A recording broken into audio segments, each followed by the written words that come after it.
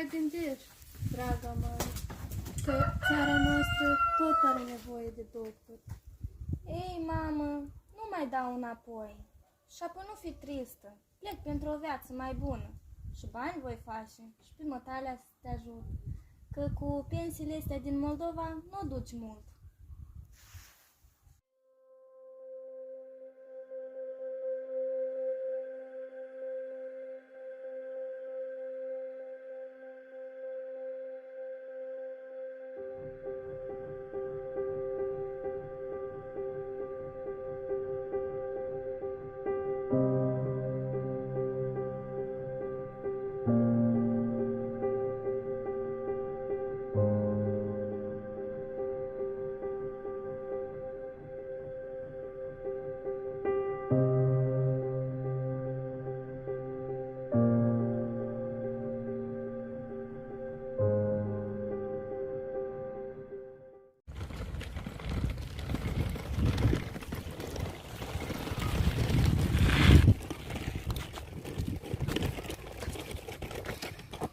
Totuși, pleci.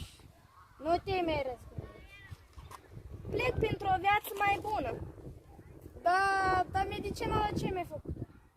Știi, poate reușesc să mă angajez. Dar pe mama cui o leși?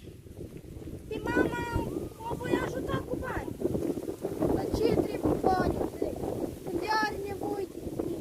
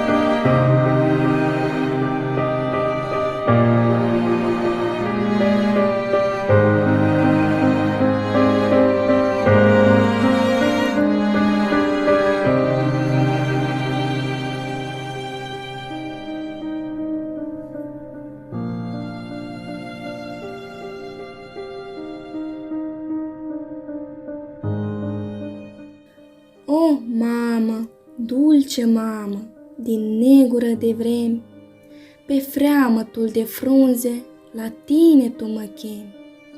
Deasupra criptei negre a Sfântului Mormânt, se scutură salcâmii de toamnă și de vânt.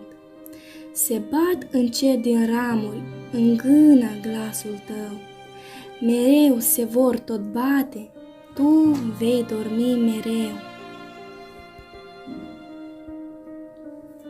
Când voi muri, iubito, la creștet să nu-mi plângi, din teiul sfânt și dulce o ramură să înfrângi.